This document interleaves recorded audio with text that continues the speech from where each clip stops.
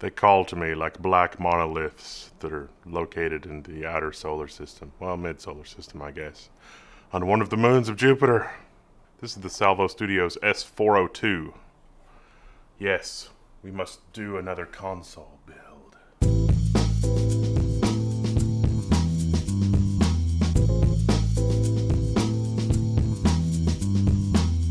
So full disclosure, Salvo Studios sent me this after seeing all my other console reviews. Hey, there's going to be a console roundup video. You should check that out. I probably should have mentioned that in the other 5 or so console build videos that I did, but I wasn't 100% sure that I would be doing a console build roundup. But yeah, we're going to do that. As you can see, this is going for the box aesthetic, but I was delightfully surprised at the number of little thoughtful things that they added to this kind of a console build. There's actually a lot of things here that larger manufacturers of relatively compact ITX cases could make a note about. And there's a lot of little features that I'm going to call out. It's got a lot of little clever things that really add up to a lot in a small package. Let's take a look. Salvo Studios. I'd never heard of them either. S402. I mean, I can't be everywhere and know everything. I do like compact builds. The problem with a compact build is that you need a compact build that is good at dissipating heat from the CPU as well as the GPU. This is a triple slot console case, but it's surprisingly compact for a triple slot console case. You can even use 120mm all-in-one in this case if your GPU is not too long. It can be sort of located in the bottom. It's also got great airflow because there's a removable thing here at the back and it can bring air in this way. And we've got nothing but mesh on this side. Fans along the top. We've even got one fan intake on the bottom. Now I know what you're thinking. It doesn't have enough ground clearance. It comes with these nifty little feet. We'll get there. We'll get there in due time. Even a carry handle. We'll get there. Let's take a deeper look. Let's confirm the stats real quick. Physical dimensions is 14.5 by almost 13 inches by about 3 inches. That's 78.7 millimeters by 368.3 millimeters by 327 millimeters. That's without the feet, which are included. The feet and the handle are included with the case, which is pretty awesome. This is a mini ITX. That's 6.7 by 6.7 inches case, of course. It supports SFX and SFXL power supplies, the longer SFX power supplies, but you have to get a special front panel button. So it's a little bit like the Dr. Zabra build where I had to do like a special front panel for the longer power supply. This case is kind of similar, except they actually offer the alternative front button. But if you can, don't get an SFXL power supply. Now, depending on what combination of devices you use, like if you don't use a super long GPU and you're not using a 120mm cooler for your CPU, you can fit up to 5 2.5-inch drives in here. That's sort of insane.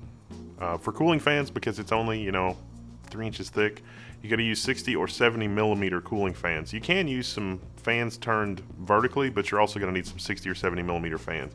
Now, this case comes bundled with some 70mm fans, but they're 4-pin, but they're not actually PWM. If you happen to get an early version of this, the PWM fans were non-functional, but the fans that are currently shipping with it are actually PWM fans. The volume of this case is about 9.5 liters. So it's not the smallest console case out there, but then again, you're trying to always jam the most insane GPU in there and the most insane CPU. CPU cooling height limitation, 59 millimeters. It's not a lot to work with. The absolute maximum PCIe device size is 315 millimeters by 140 millimeters by 60 millimeters. So keep that in mind when you're trying to figure out, it's like, will my triple slot GPU fit in here? Maybe. Some of them actually do. Do you want to run bifurcation? You can, but you're going to need a different cable. It comes bundled with one PCIe ribbon cable. That's a PCI Express 3 ribbon cable, not a PCI Express 4 ribbon cable. But it does come with a ribbon cable so that you can use a single slot GPU. And if you've got a 2-slot GPU, you can sort of move it forward and have a little bit more room behind the card, either for fans or drives. In terms of external ports, well, you've got the 2 USB ports on the front, no USB-C or anything like that.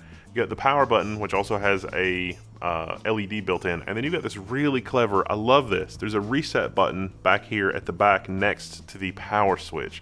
That's great. You don't have, something that ruins the super clean aesthetic on all of the console cases, because they've all got pretty much, the similar, almost pinball style, light up push button, and it's like, oh, I really want a reset button.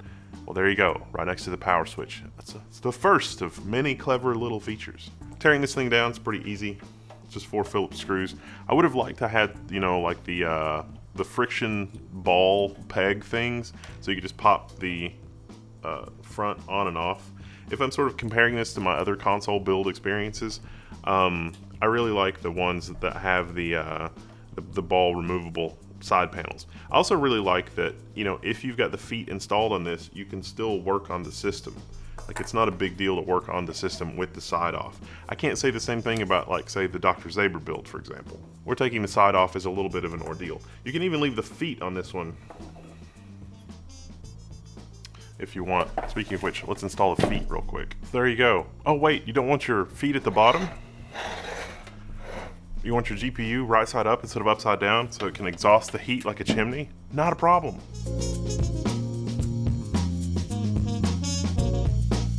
Clever feature number 2. There you go. Now your GPU is going to exhaust all this heat just straight up. The motherboard is located near the top and the power cord located near the top. Just depends on what you want. The bags of screws are also helpfully labeled because, well, the threading's the same, the heads aren't the same, so it helps to pay attention to the directions. All right, let's do some test fits with GPUs. All right, first up, we've got our Founders Edition GTX 980, PNY variant, but you know, this is about as basic as you can get. That brings us to clever feature number 3, or number, I've lost track of it. There is a sliding lock for the GPU, so it's not something you have to press or keep depressed. You can actually slide it to lock or unlock. We're doing the test fit with the 2-slot GPU, and as you can see the way that it's oriented, the heatsink is on this side, like the fan, so it's going to have breathability, but it's open behind here, so you've got enough room to put some slimline fans, such as the slimline Noctua fans, behind here if you want to take this metal plate cover thing off. And then that'll be an insane amount of airflow for your GPU because you can bring air in from the bottom, the one small 70mm fan, but also the 2 larger 120mm mounts back here with the slim fan. Bring all that air in, and then you've got all this air exhausting out the top. It's pretty awesome. Keep in mind this side is perforated, so, you know, that's gonna exhaust some air that way as well. Well, your GPU is gonna bring in air from this side because, you know, and then it's going to exhaust the air up. So you'll have this open area and this open area to get some fan, get some airflow. You can also configure it as exhaust, and Salvo Studios makes a thing for that.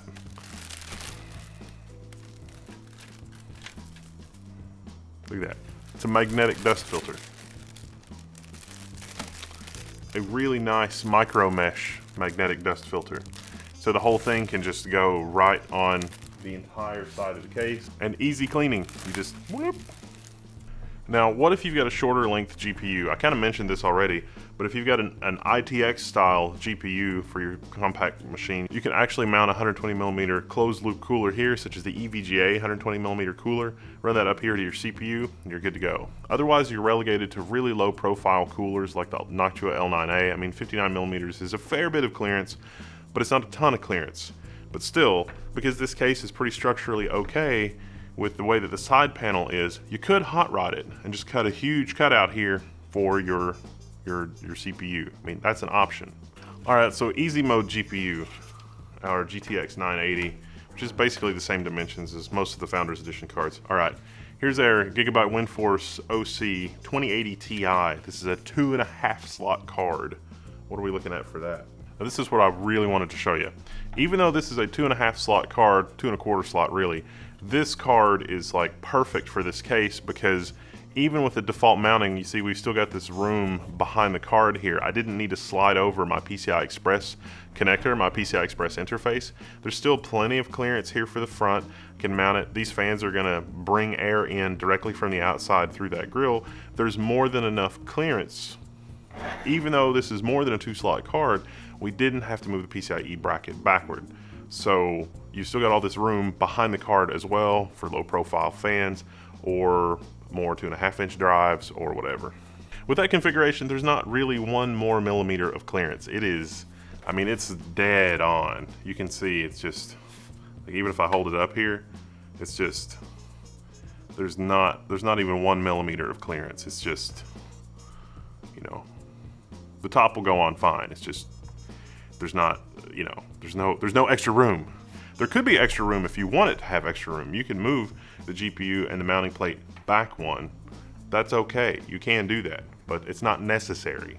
Now, if you do want to go the 120mm closed loop CPU cooler route, that is going to limit your GPU length to 210mm. The only one I know for sure that works is the EVGA one. Another really clever thing on the inside, there's a cutout so you can take the side off and get to the back of your motherboard, which is awesome for those ITX motherboards that have the M.2 in the back of the motherboard. You don't have to dismount and deal with all this insanity. You can just unscrew the back. It's got the flush mount Phillips screws, and you can get your M.2 or get whatever device you need.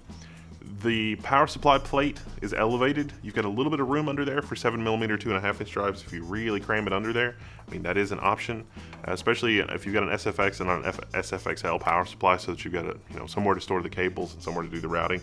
There are also cable standoffs around the motherboard, so if you really want to do the super anal retentive ITX build, you can just zip tie right through the case, which is, there's not a lot of those kind of features on cases that are this compact. It's like, oh, you're going to do your cable management and your cable routing, and it's like, there's a couple ITX cases that have that, but mostly they're bigger than this, so it's sort of shocking. So that's been a quick look at the Salvo Studios S402. There's a link if you want to try it out in the description below. Like I say, they did send it to me, but I kind of like it.